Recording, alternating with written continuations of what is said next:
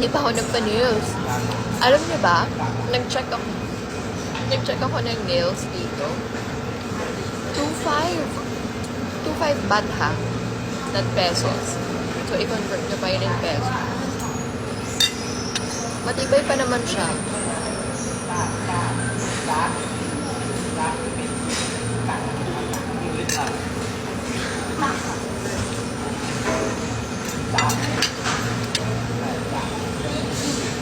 Ano pa lang yun, wala pa yung removal doon. Yung removal yata nasa 500 baht. Kamay pa lang yun, wala pa yung paa.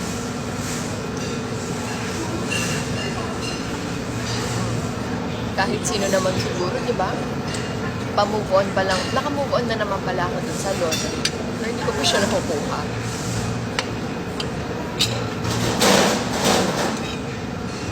Oh, I just want to say hello to all the BM family right there.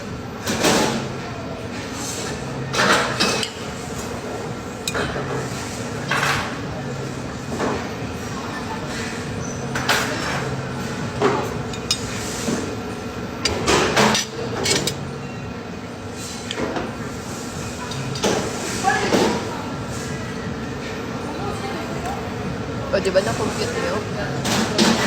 5,300 pesos.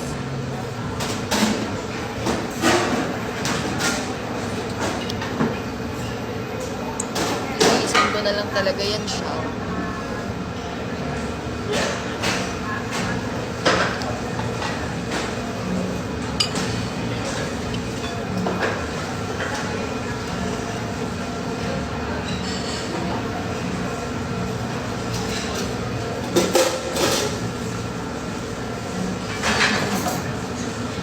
Asan na? Hindi ko masyadong babasa. Ang bilis. Saan po si Belle? Love from Nepal. Thank you. Yes, I'm from Pampanga.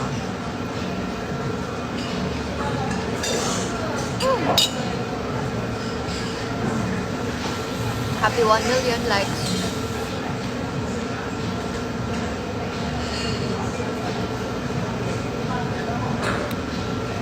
Next activity, I think, on November 1, but I'm not sure.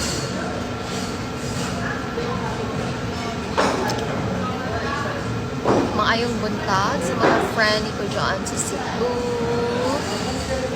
Maayong buntag. So mga kapolitika, yun po ang controversial na video ni Emma Tiglao dito sa kanyang pa-live sa TikTok. So sumilip tayo sandali doon sa mga ganap ni Emma dito sa TikTok at talagang napakomment yung ating mga kababayan doon, mga kapolitika, dahil naisip nila yung sinabi ni Miss Grand 2024 Rachel Gupta from India na kung saan ay negatibo yung kanyang sinabi dito sa organization. So naisip tuloy ng ating mga kababayan na kung saan ay baka nga totoo yung sinabi ni Rachel Gupta. So hindi naman tayo, ayaw natin mag-steer dito ng issue, pero yung nakikita kasi natin dito base sa pa-live ni Emma Tiglao, dahil mag-reflect rin ito of course doon sa reputation at imahe ng organization. So babasahin lamang natin dito sa comment section kasi napa-comment yung ating mga kababayan doon sa video ni Emma Tiglao na in-upload dito sa TikTok. Parang naisip ko nga, sinabi ni Miss India before na wala silang binibigay na support for MGI winner. Parang naawa na lang din ako. Unlike sa mga ibang winners ng pageants, grabe ang VIP treatment sa kanila. Si Miss Earth nga, kahit cheap ang production nila, pero pag nanalo lahat na accommodation sagot. So ito yung isa sa mga comment. Actually napakarami pang comment ang sinabi dito sa kanyang video. So sinabi kasi ni Emma Tiglao na mahal daw yung cost of living dito sa Bangkok, kasi parang itong Bangkok ay first class na city na sa Asia dahil marami at malaki yung kanilang economy. So talagang mahal pag dito ka nakatira, mga kapolitika. Kung kaya isa sa mga sentimento ni Emma dito sa kanyang pa-live. So from time to time is nag-update itong si Emma sa kanyang kalagayan dito sa Thailand. So nakikita nyo naman, nasabi niya naman na kinakailangan niyang magtipid kasi yung pera na napanalunan niya dito sa Miss Grand ay nasa 2.3 million. So lagpas kung sa Pilipinas yun is nasa 2 million daw pesos yung kanyang napanalunan base doon sa nabasa natin sa comment section. So sabi niya is pinadala daw ito sa kanyang parents dahil seniors na. So mahirap kasi mga kapolitika kasi siya, exclusive siya dito sa Miss Grand, diba? So hindi siya pwedeng kumuha ng ibang mga project not unless is most especially dito sa Pilipinas kasi sa November pa siya uwi. Last week of November pa siya uwi. So baka magkakaroon siya ng project na we are hoping payagan siya ng Miss Grand organization kasi kung sa kanila lang talaga asa is parang hindi sapat, kumbaga, 'di ba? Merong mga personal care itong si Emma na kinakailangan niyang tustusan yung kanyang daily living, 'di ba? At yung pagpapadala niya sa kanyang parents or even siguro sa mga kapatid kasi sabi niya, 'di ba, dati na breadwinner rin siya at kinakailangan niya magtrabaho para sa kanyang pamilya. At isa sa mga nakakalungkot dito mga kapolitika is walang gaanong support from the government. At yung ipinadala niya nga siguro dito sa Pilipinas, siguro is merong tax pa yun, merong buwis na napupunta lang naman sa mga iilang mga politiko. So yun ang nakaka-sad part. Pero kahit ganun pa man is napaka-genuine ni Emma Tiglao kasi imagine mga kapolitika yung kanyang commission doon sa pag-live selling is dinonate niya pa dito sa mga biktima ng lindol sa Cebu at sa Davao.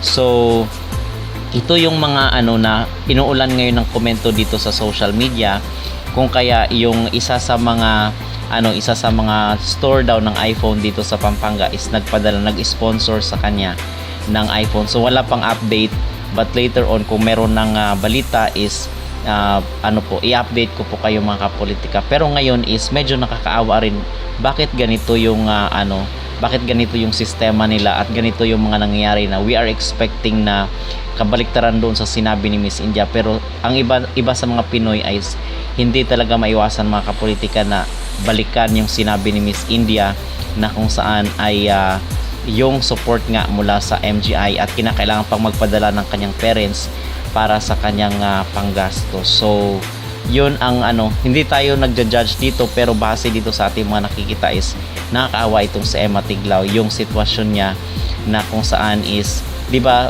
pag ganito yung sinasabi ng beauty queen na kinurunahan nyo and then nakikita at naririnig ito ng organization, sana ay sila na lang din ang magkusa na mag-provide nitong mga needs, mga daily needs at yung accommodations ni Emma Tiglao kasi magre-reflect rin ito sa organization at sa kumpanya kung saan ay nanalo itong si Emma. So hindi maganda dahil first time natin nakarinig mga kapolitika kasi sa ibang mga pageant naman is wala tayong marinig na sila ay pinabayaan, sila ay nagkulang, kinakailangan lang magtipid. So lahat doon is sponsored. So sana is ganito din yung mangyari dito kay Emma Tiglao at sa Miss Grand International. So kung ako yung may-ari is ako na yung magkusa para hindi na natin makikita sa live na parang nakakaawa yung ating beauty queen or nakakaawa yung sitwasyon, yung kalagayan, kinakailangang magtipid dahil napakamahal ng cost of living dito sa Bangkok. Okay? So yun mga kapolitika ang pinaka-latest dito sa mga ganap sa social media na kung saan is nakita natin sa TikTok itong si Emma Tiglao na nagla-live. At isa pa is meron di umanong post itong si CJ Opiasa dito sa kanyang Facebook page na sinasabi niya doon sa kanyang caption na wala di umano siyang pera. So dito is maki-question ka bakit nagtatrabaho naman itong ating mga beauty queen pero sinasabi nila na nagkukulang sila. So merong doubt ngayon agam-agam mga kapolitika na hindi talaga maiwasan ng ating isipan na isipin balikan yung sinabi ni Rachel Gupta. So kung kayo po ang tatanungin ano po ang inyong mag-reaction dito sa sinabi ni Emma Tiglao na kinakailangan niya di umanong magtipid dahil napakamahal ng cost of living sa Thailand. Mag-comment down below at huwag kalimutang mag-like at mag-subscribe na rin kayo para updated kayo sa ating mga latest issue. Dahil kailangan ko magtipid dahil I have family to support in the Philippines. Wala akong daily income. I only have the prize money here. So, kailangan ko siyang tipirin para yun yung maipadala ko sa Pilipinas, yun yung panggastos. And a bit challenging lang din talaga ngayon dahil my parents are seniors na. So, kailangan na ng check-up and we spray for their health, even for my niece. So, medyo challenging lang, pero kakayanin naman. Through your prayers, kayang-kaya yan. So, kailangan ko lang talaga magtipid ngayon. And, yun nga, yung prize money ko dito, yun yung pinapadala ko doon dahil wala rin talaga akong work unlike before. So, ang work ko parang eto na siya. So, hanggat kayang tipirin. And I'm thankful to all the people who are sending food, gifts. Laking bagay yun sa akin kung alam nyo lang. Ano lang din talaga ako, matipid lang ako. So, anyway, going back to the story.